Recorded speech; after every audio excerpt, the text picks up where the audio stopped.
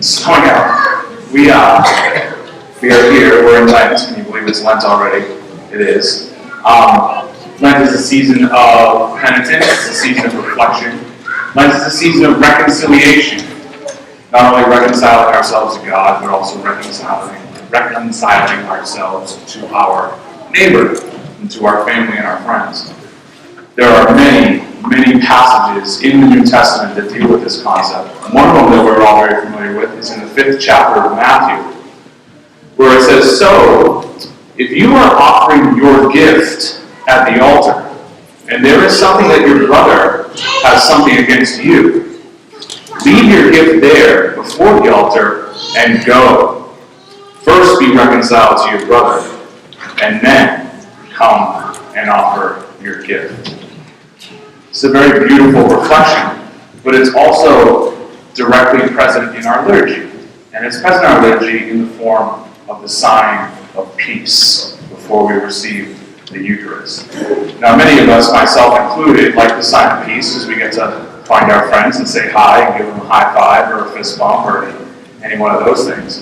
But what's really going on is not only are we making peace with that person who is next to us, symbolically, we are leaving behind any grudges that we have with anyone.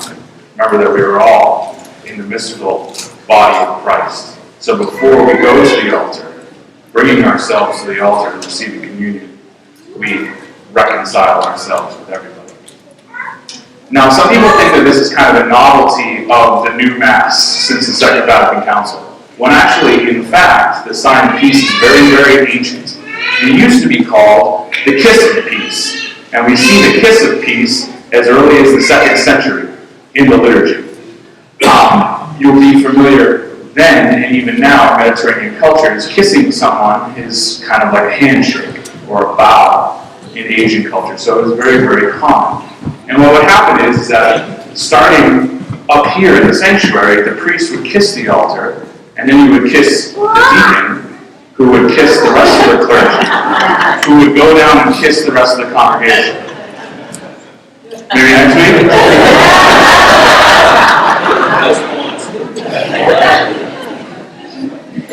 When the Middle Ages came around, any of you who are history buffs may know that sanitation and public hygiene was not the hallmark of the Middle Ages in Europe.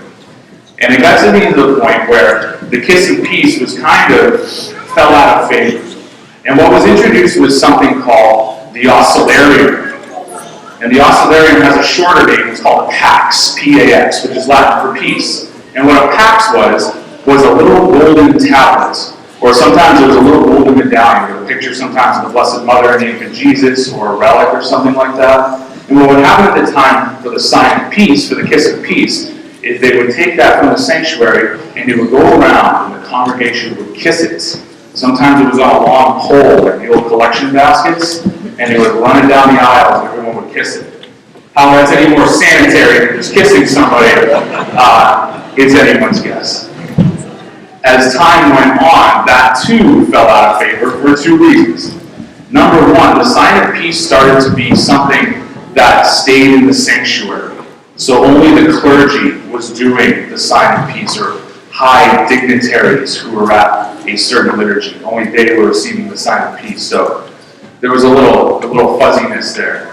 And also what was happening was it was getting abused to the point where people would go who weren't in the state to receive communion, who weren't fasting or in a state of grace or whatever, and they would go and they would kiss the pax, and then they would just leave and think that was all set. They didn't need to receive the Eucharist. So those two reasons, those things ended up falling out of favor. When the Second Vatican Council came and the liturgical renewals came, they revisited this very, very ancient practice and the theological purposes of it, of reconciling all of us to each other before receiving that great gift of God in His true presence in the Blessed Sacrament. Amen? Amen. I hope you all have a wonderful week from this.